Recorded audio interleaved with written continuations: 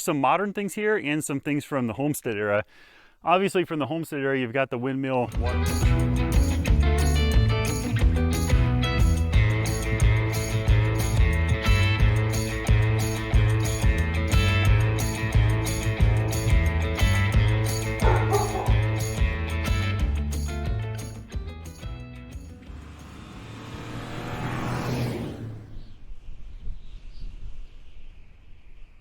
Hi, this is Brian from Northwest Bronco. Welcome back to the channel. On this trip, we're going to be documenting the high desert overlanding group event out in the Oregon desert. The plan is that this event is a two-night trip. There should be, I'm going to guess there's anywhere between 20 and 80 vehicles. I have no idea, but we're all going to meet out on Frederick Butte Road, and then from there, we're going to take off into where this big campsite's going to be. So if you're unfamiliar with this event, so am I. I've never been to it before, but I've seen a couple videos on it. We're going to go ahead and pull off onto the highway here and go to Frederick Butte Road and see who is all out there.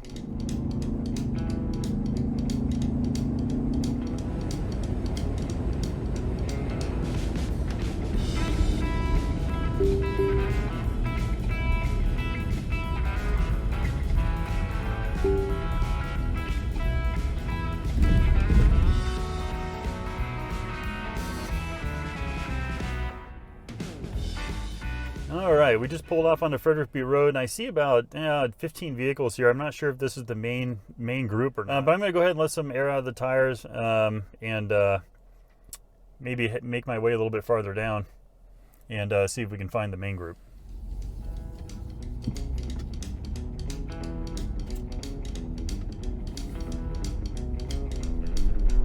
All right, so I was right. That was a satellite group, and we actually are going to meet at Frederick Butte, the butte itself. So I had to air down real quick, so they're long gone. But when I was sitting there airing down, that motorcycle back there needed fuel. And that's a prime example of why I carried that extra gas can. Even though I may not need all the fuel, I can help someone out here in the desert who may need some gas, and he only needed a gallon to get where he needed to be. So I'm glad I got to help him out, and that's why on the way home I always leave an extra gallon in the can as well. Anyway, we're going to make our way down Frederick Butte Road to get actually to Frederick Butte, and then we should meet a big line of cars. In case you're wondering what Frederick Butte looks like from far away, that's it on the left. You'll see the two buttes. The bigger one on the left is where we're going to be meeting. So we're going to wrap around the left side of that butte, and there should be a line of cars right along there that we're supposed to meet up with.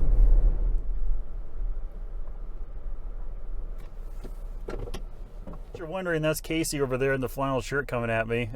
He's from the Coyote Works YouTube channel. He's one of my Overland idols. I follow his stuff, and I see Nate Zoinks. He's down there also, but I'm going to say hi to Casey. Oh, it's Casey. Are you Northwest Bronco? Yeah, you must be Casey from Coyote Works. Yeah. How you doing? You know what the funny thing is, when I watch your videos, I find what you find, and I try to watch out your windshield to see where you're going, and then I sit there on the Gaia and I right next to it open, and I kind of go, I think he turned left here. I think he did, but now and then you'll throw a curveball, and I'm like, all right, I don't know where he went.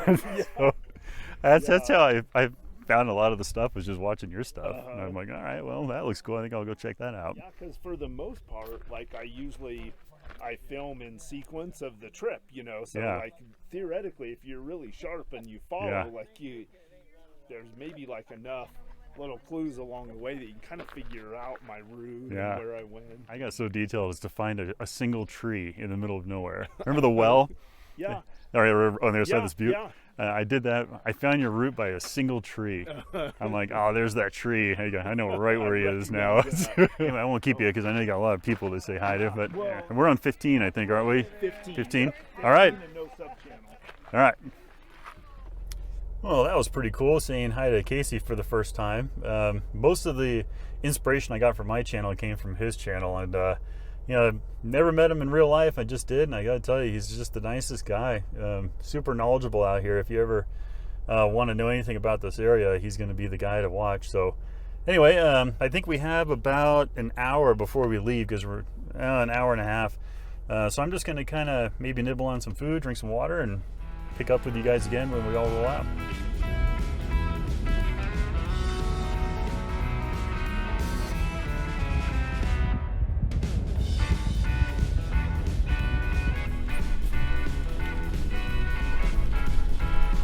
are about probably about an hour and a half down the road, and it's starting to rain, so the roads are really getting a little bit mucky, but hopefully it stops and we'll all get into camp and everything will be okay. So all of you were wondering how many people are actually here. I'm going to say there's 100 rigs plus. We're at a little stop here waiting for everybody to catch up. And that is not even close to how many rigs are here. They are still coming over the hill back there. We're done with that little pit stop. Everybody's all caught up. Man, it took about 20 minutes for all the vehicles to catch up.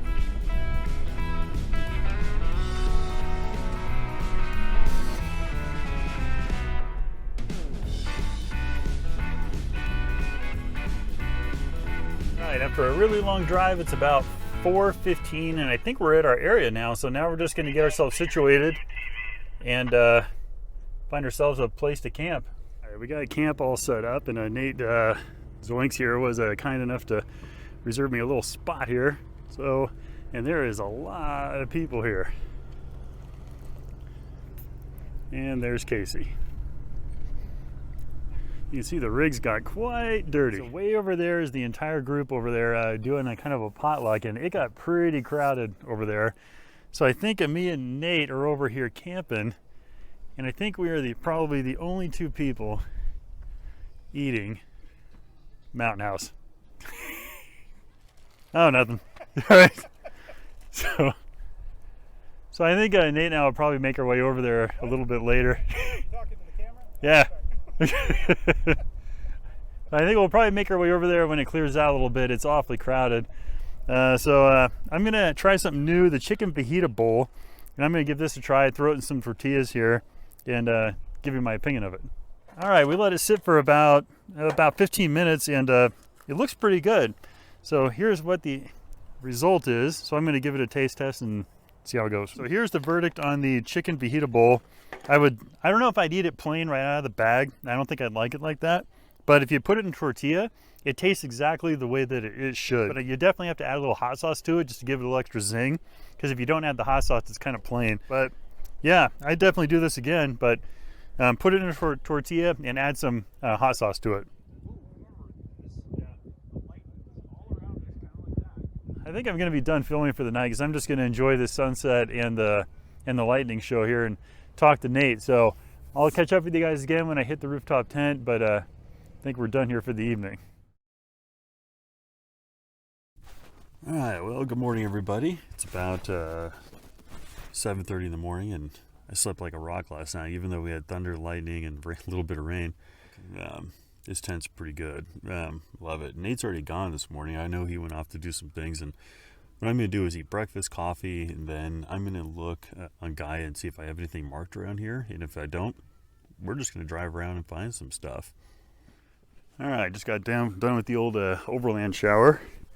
And you can probably guess what I'm having for breakfast. That's right, biscuits and gravy, Mountain House. But I'm going to mix it with some scrambled eggs, Mountain House, because I'm planning on going out for quite a bit today. And I want to make sure I have lots of calories. And I think we're going to do of course, as usual, the liquid IV lemon lime and a Black Rifle coffee.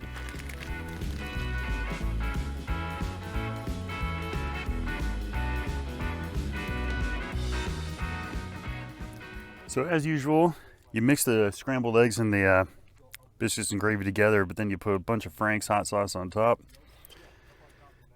There we go. Breakfast is served.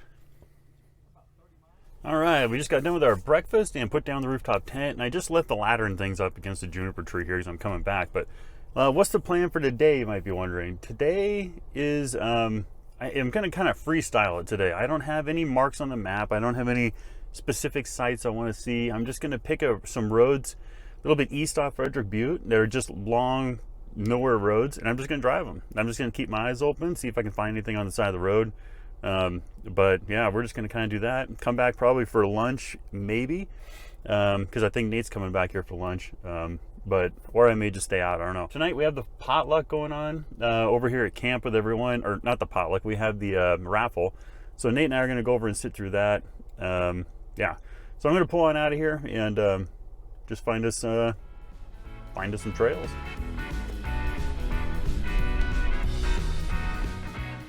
All right, behind me is a place called Sand Rock, supposedly. I think this is Sand Rock. I'm not gonna hike all the way up the road here because the road kind of ends for driving right here, but I think this is it. Rock formation with holes in it where birds have made nests. Just kind of a neat little thing to see. And we're out freestyling, so, you know, I'm just kind of poking around, seeing anything that looks interesting, and this did. We're gonna go ahead and dump the fuel in the fuel tank and get that weight off the tailgate. And I have a place called Brown Family Well. I'm gonna see if I can get close to it to maybe film a little bit.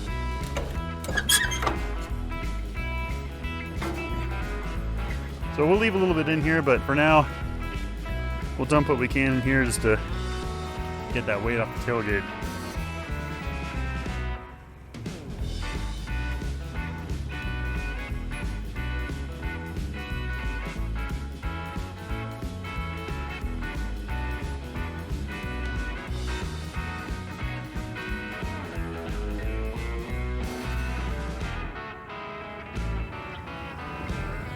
About 2-3 miles probably down this road, and then we're going to take a left, and it should take us up to our next sightseeing point that at least that I know is there.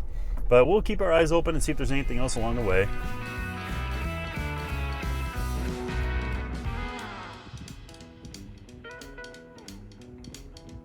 That road was about a quarter mile of 100% rock garden, just slow poking along. You know, when you're going across those rocks, the slower you go, the better it is because you're less likely to puncture a tire, but it's so hard to go that slow for that long. Anyway, it looks like the rock garden is cleared up a little bit, so we're gonna make our way down and find this road that goes off to the left. This should be our left turn right here. All right, as we drive down the road here, I'll give you a little bit of history on the Brown family. At least the Brown family well, it's up here, assuming it's the same Brown family, which I'm sure it is. This is all information courtesy of Coyote Works and his channel, but Bill Brown was a horse rancher out here that was a very wealthy, very successful horse rancher, and he owned all the properties out here that had, a lot of the properties out here that had water on them. So there's lots of scattered properties, private properties that belong to the Brown family. But supposedly he was a teacher. He moved out here in the frontier days, or the homestead days, and then started, I think it was with cattle, and then he moved on to horses, and then became really wealthy off horses. And the horse market went away, and then he supposedly died penniless.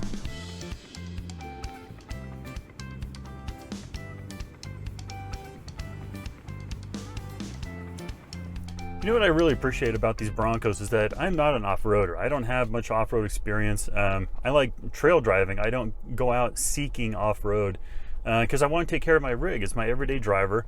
I don't want to hurt it, you know. I just want to get to where I want to see so I can film it. And unfortunately, fortunately or unfortunately, I have to go off-road to find those things. But the great part about the Bronco is that it's got the different modes: rock crawl mode, sand mode, Baja mode, you know, slippery mode, mud and ruts mode. So for guys like me that don't have experience with lockers and sway bar disconnects and all that, I just set it to whatever it is I'm going to be doing in front of me, and the Bronco sets itself up.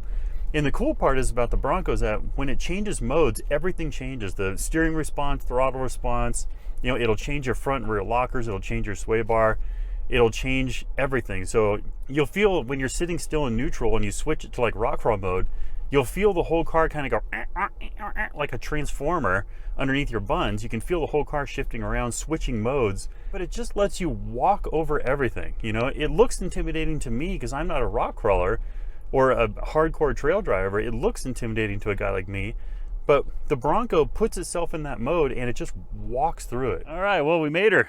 I just happened to run into 3 really cool guys from the same group we're with this year on the high desert overland trip, going down the trail, and they were coming the other way, and I said, hey guys, you're about a quarter mile away from a really cool site that I think exists. So they said, all right, we'll follow you. So they came up here, and we just got done walking around looking at this whole thing, and there's one more thing down there we're going to look at behind the camera. But this is, I'm assuming this is one of Bill Brown's watering holes. So we're going to go over here and take a look. And just to give you some idea on how far out this is, here's a little spin around shot. And then back there is the group that I led up here. They're over there taking a look at whatever that is. We're going to look at that next, but it is way out here. So there's some modern things here and some things from the homestead era. Obviously from the homestead era, you've got the windmill water pump going, but you also have this rusty pump here, but we also have some kind of newer PVC and some propane tanks. But let's take a closer look. So right at the entrance here, you have this really cool old rusty pump here. And that is a pump that goes down into the ground. I'm going to assume this is maybe one of the original wells here. I don't know. So that original pump is right there. And then if you come around here, big water tank, and then you have the windmill. And there's actually a well underneath that windmill, obviously. A couple of propane tanks. And over here we have kind of a corral area. Not a lot of cans around, but all in all, it's a pretty cool thing to explore. You know, it's cool to come out and see stuff like this and see it not spray painted, not trashed, you know, not to see garbage everywhere, that people come out here really respect it and respect it for what it was. And it makes it really fun for future generations to come out and look at them, because I love coming out here and finding stuff like this, especially when it's unmolested. All right, so now we're rolling into another little thing I saw from the road over there, and I'm not sure what this is, but we're gonna go up and take a look. This is gonna be a bit of a selfie stick adventure, but I'm assuming what this was is someone came out here and tried to homestead out here, or did live out here for a little while. And from what I'm gathering is that over there is a yurt platform. This, I don't know what it is. Up there, I know that is a shower, possibly a shower. That out there would be the bathroom. And I think what this was a, and way out there, I'm pretty sure is the restroom, because it's far away from this area, and it looks like that's what it would have been. I walked over there and there's nothing in there. That up there though is the shower, because up there there's a place to store a water tank with a hose that comes down, and there's kind of an elevated PVC pipe in there, which I'll show you. So you can see right here, piping kind of comes down, and I think what this was a shower. All right, here we've got the mystery barn. I have no idea what this would have been. So if you have any idea what this would have been, let me know. And the only thing inside that gives anything away, maybe to help you guys identify what this would have been, is these hooks that are up there. And they're on both sides. They're there, and they're also up there on that rail. So if you have any idea what this might have been, put it in the comments below. All right, last but not least, we have what I believe to be the yurt platform. So that is just a big round, I'm assuming a big round area where they would have put a yurt. And that is the driveway coming in. That would have been their garden, whatever that is, shower, and then the biffy way out there in the distance. So none of this stuff is really crazy old. Right behind the camera there is where the Brown's well is. But this stuff really isn't that old. I mean, it's old, but it's not that old. But whoever did work out here, they had some craftsmanship. I mean, some of the buildings, the way they're built and in the construction inside, and the craftsmanship of the PVC piping with the elevated water tank and everything by the shower, somebody kind of knew what they were doing. I don't know how long they lasted here, but it is here. If you know anything about this place, put it in the comments below. It's right next to Brown's well out here off Brown's Road. So yeah, if you know anything about it, put it down below, let me know what it is.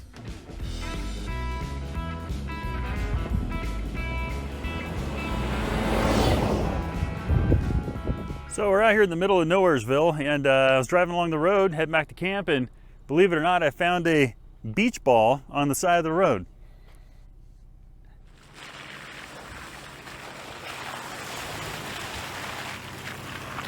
So I'm just poking my way through the lost forest here, heading back to camp, and now I gotta tell you, these roads are they're kind of complete ass, but you know, we'll get back, no big deal, we'll just creep along. I just realized also that I have not pushed my merchandise on you. Don't forget that I do have these t-shirts, Northwest Bronco hoodies, t-shirts, and stickers for sale under my community tab on my homepage of YouTube. And I thought of something I'm gonna do with this beach ball that I found out in the desert. I'm gonna give this to Casey, and I'm gonna tell him that I finally found something that you have not found in the desert yet.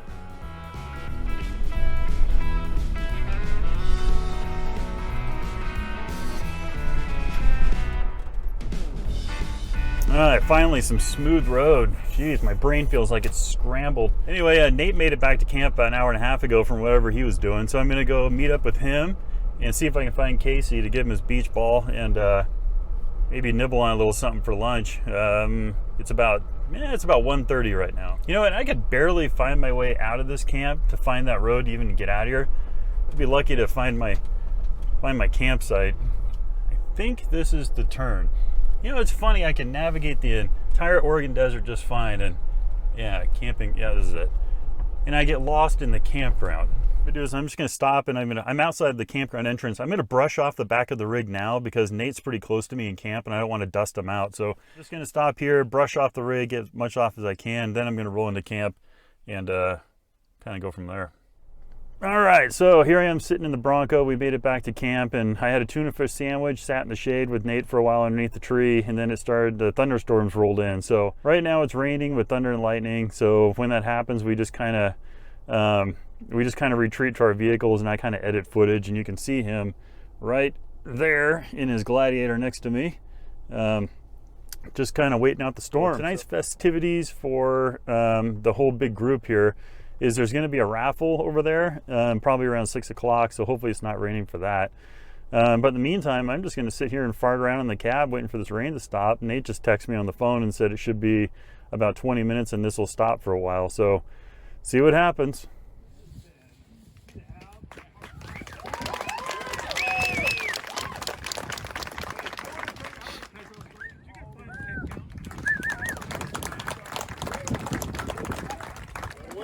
There's the beach ball.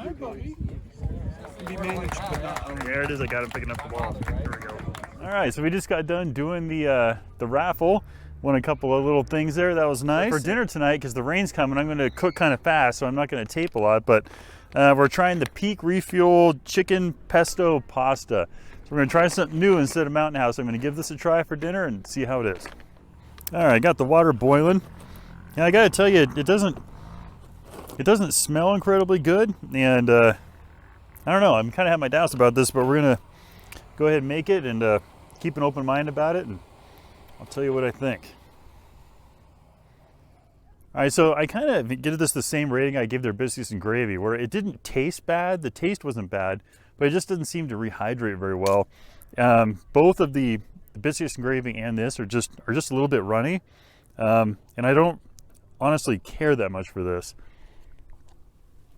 I'm probably just gonna hang out with Nate by the fire and just to kind of enjoy the evening, and if anything interesting happens along the way, I'll show you guys. But in the meantime, I'm just gonna sit here and have dinner and get ready for bed here pretty soon.